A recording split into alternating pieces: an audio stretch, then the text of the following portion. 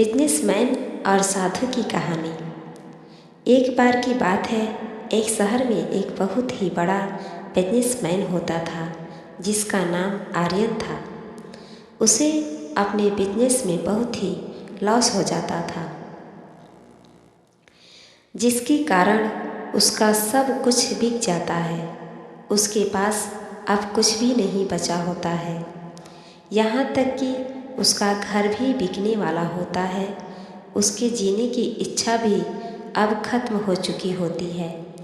एक दिन उसका बहुत पुराना दोस्त उससे मिलने आता है और उसे इस हालत में देखकर वो उसे एक बहुत ज्ञानी साधु के पास जाने को कहता है।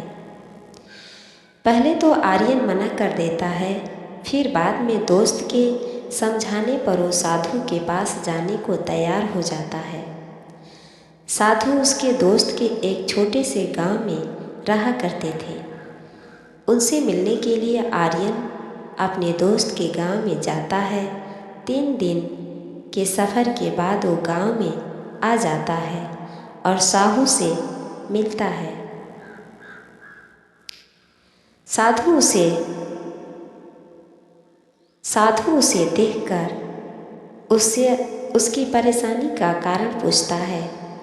आर्यन उन्हें सब कुछ बता देता है, जिसे सुनकर साधु आर्यन को कहता है कि वो चिंता न करें, सब कुछ ठीक हो जाएगा।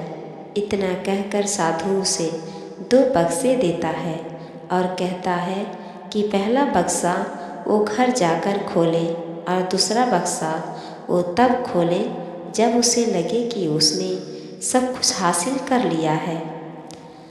आर्यन बिल्कुल ऐसा ही करता है।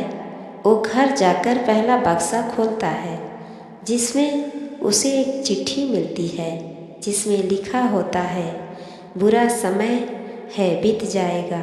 इसके बाद आर्यन खूब मेहनत करता है।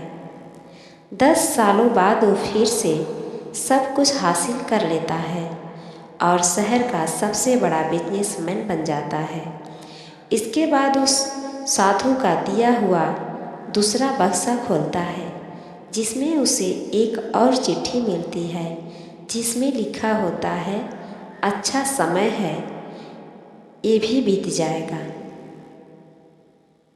इससे हमें क्या सीख मिलती है कि इस कहानी से हमें ये सीख मिलती है कि समय चाहे जैसा भी हो, अच्छा हो या बुरा, एक दिन वो बीत ही जाता है। इसलिए हमें कभी भी हार नहीं माननी चाहिए। धन्यवाद।